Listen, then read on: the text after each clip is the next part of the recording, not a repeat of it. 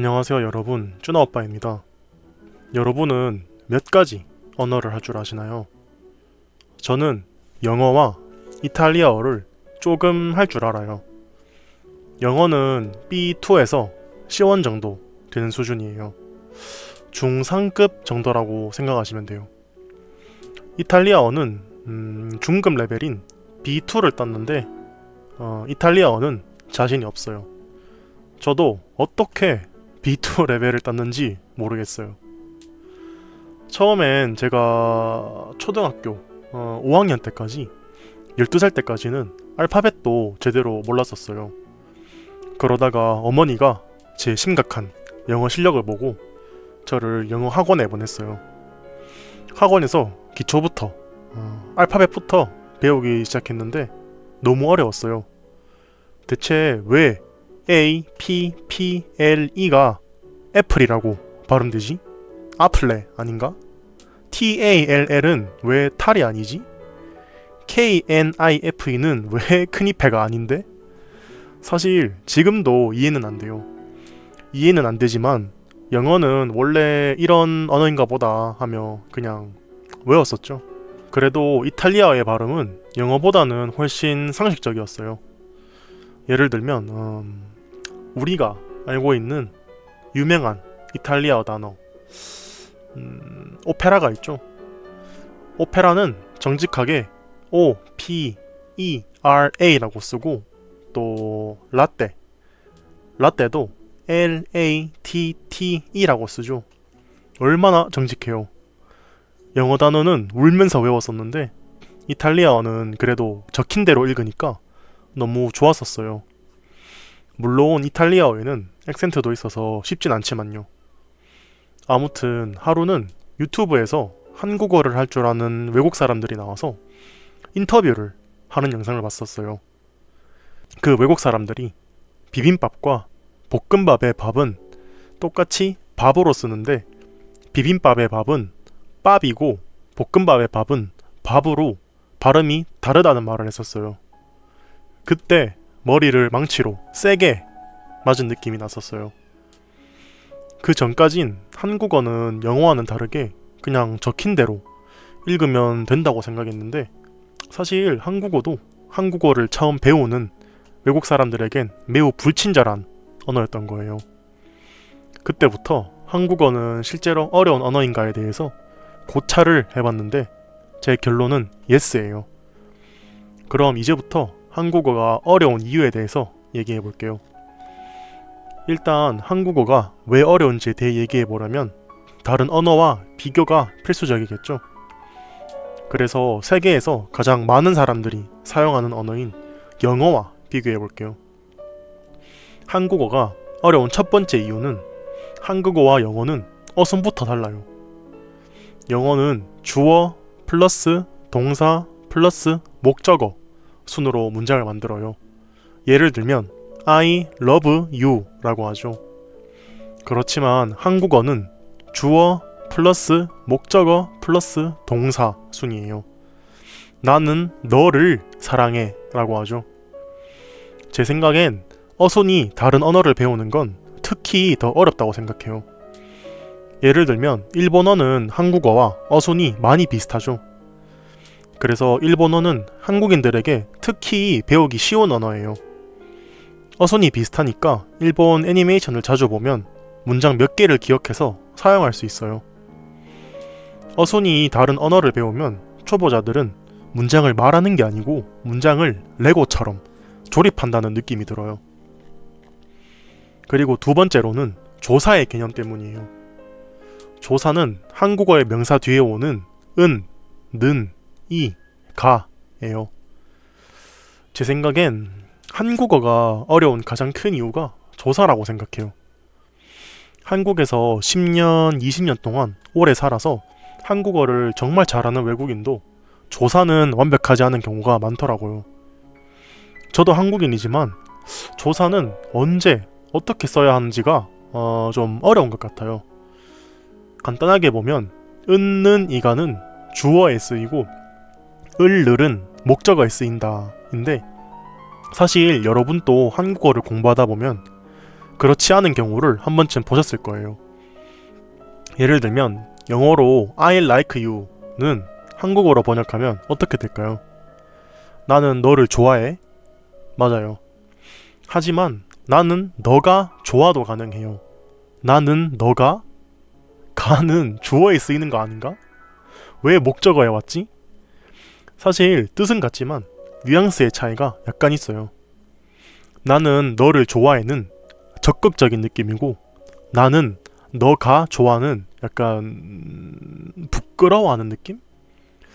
그리고 심지어는 똑같은 문장에 다른 조사가 올 수도 있어요. 예를 들면 하늘이 파랗다와 하늘은 파랗다가 있어요. 이 경우도 뜻은 같지만 약간의 뉘앙스의 차이가 있죠. 하늘이 파랗다는 말 그대로 그냥 하늘이 파랗다는 거고 하늘은 파랗다는 여러 뉘앙스를 가질 수 있는데 한 가지 예시를 들어보면 오늘 안 좋은 일이 많이 일어났어요. 그래서 우울한데 하늘을 보니 파랗고 예뻐요. 그래서 그래도 하늘은 파래서 다행이다. 좋다. 그런 뜻으로 쓰일 수 있어요. 이렇게 조사를 바꾸면 뜻은 같아도 사소한 뉘앙스의 차이가 생기는데 이게 참 어려워요. 저도 오랫동안 생각을 하지 않으면 설명하기 힘들 정도로 사소한 차이예요. 당연히 외국 사람이 이걸 이해하는 건 어렵겠죠. 세 번째로는 한국어는 영어와 비슷한 단어가 없어요. 제 생각에는 새로운 언어를 배우는 데 있어서는 자기가 알고 있던 단어와 비슷한 단어가 얼마나 많은지가 중요하다고 생각해요. 한국어와 영어 사이에는 비슷한 단어가 아예 없어요. 하지만 한국에선 영어를 많이 써요. 바로 영어에서 가져온 차용어들이에요. 버스, 택시, 캔, 백신, 유머, 레이더, 어플리케이션, 셀 수도 없을 정도로 많아요. 하지만 이건 영어에서 가져온 차용어이고 이런 차용어들을 제외하면 비슷한 단어는 아예 없어요. 제가 이탈리아어를 배울 때 이탈리아어는 영어와 비슷한 단어들이 많아서 생각보다 쉬웠었어요. 예를 들면 영어 패밀리는 이탈리아어로 파밀리아라고 하고 뮤직은 무지카, important는 importante. 영어에서 스펠링 한두 개만 바꾸면 뜻이 거의 같은 단어가 엄청 많더라고요. 사실 이탈리아어는 라틴어의 자식이고 영어는 라틴어에서 영향을 많이 받은 언어니까 비슷한 단어가 당연히 많은 거예요. 이렇게 비슷한 단어가 많으면 단어를 금방금방 외우고 습득할 수 있는데 영어와 한국어는 영어와 이탈리아어와 다르게 전혀 연관이 없어요.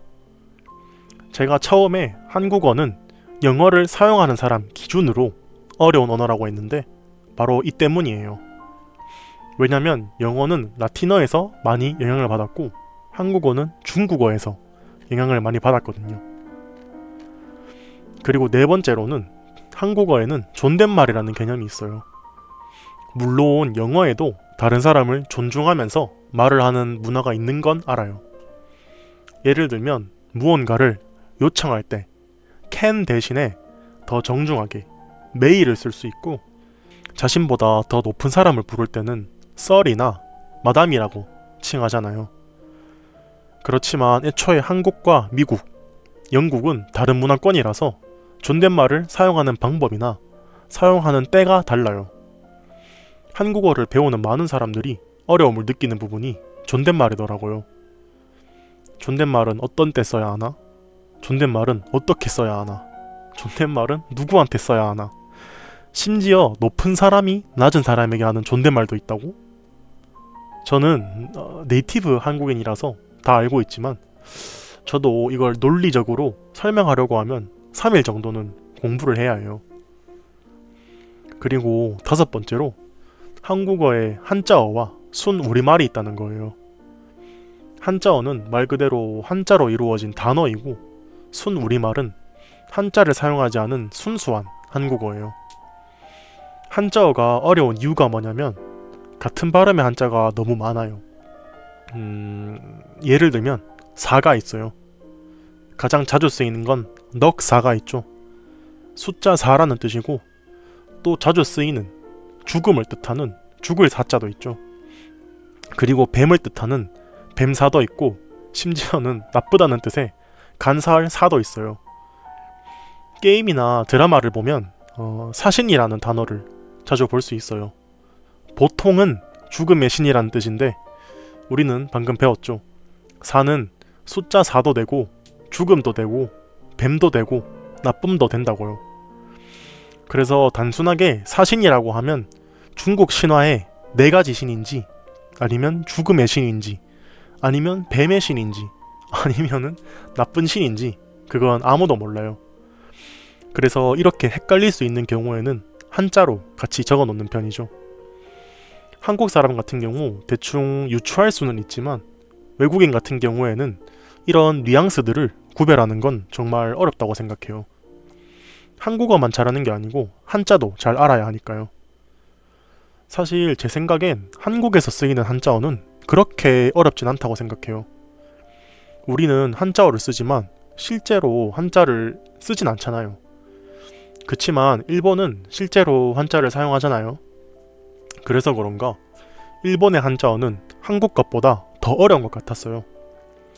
특히 일본 애니메이션에 보면 캐릭터들이 싸울 때 기술의 이름을 외치잖아요. 그게 다 한자어로 되어 있으면 무슨 뜻인지 모를 때가 많아요. 그리고 순우리말은 실제로 많이 쓰이진 않아요. 그렇지만 가끔씩 책을 읽거나 영화를 볼 때 나오는 때가 있어요. 예를 들면 2022년에 나온 한국 드라마 슈룹이 있겠네요. 여러분은 슈룹이 무슨 뜻인지 아시나요? 저는 처음에는 면을 먹을 때 나는 소리인 줄 알았어요. 면을 슈루루룩 먹는다 같은 뜻일 거라고 생각했는데 그게 아니고 순우리말로 우산이란 뜻이래요. 그리고 순우리말로 미르는 용이란 뜻이고 가오는 중간, 미리네는 은하수란 뜻이에요. 우리가 아는 익숙한 한국어 같진 않죠? 순우리말에 관한 알면 좋은 팁 한 가지를 드릴게요. 여러분은 산에서 사는 비둘기와 돼지는 한국어로 뭔지 아시나요? 바로 멧비둘기, 멧돼지라고 해요. 왜냐면 매는 순우리말로 산이란 뜻이에요. 그러니까 산비둘기, 산돼지라는 뜻이죠. 매의 뜻을 모르면 이해하기 힘들지만 산이란 뜻을 알고 나니까 엄청 간단하죠. 마지막으로 한국어가 어려울 수 있는 사소한 이유들에 대해서 말해볼게요. 일단 한국어에는 영어에는 없는 발음이 많아요. 으 발음이나 의 발음이나 왜 발음이 있죠. 그리고 쌍자음이 없죠. 예를 들면 까지가 있죠. 가지는 누구나 발음할 수 있지만 까지처럼 쌍자음은 발음하기 힘들어 하더라고요. 특히 거센 소리까지 포함하면 외국 사람들이 구분하기 어려워 하더라고요. 가지, 카지, 까지. 그리고 한국어는 알파벳으로 적으면 읽기 힘들어요. 예를 들면 나는 예쁘다 라고 알파벳으로 적으면 NANEUN YEPPEUDA 인데 읽기 힘들어요. 그리고 그렇게 읽어도 실제로 한글을 읽는 발음과는 달라요. 그래서 K-팝을 들으면서 한국어에 관심을 가지기 시작한 외국 사람들이 알파벳으로 적은 가사를 보고 무서워서 포기하더라고요. 오늘은 한국어가 어려운 이유에 대해서 얘기해봤는데요. 여러분은 한국어가 어렵다고 생각하시나요? 쉽다고 생각하시나요? 그리고 여러분의 나라의 언어는 어렵다고 생각하시나요? 쉽다고 생각하시나요? 오늘 또 쭈나 오빠의 팟캐스트를 들어주셔서 감사합니다.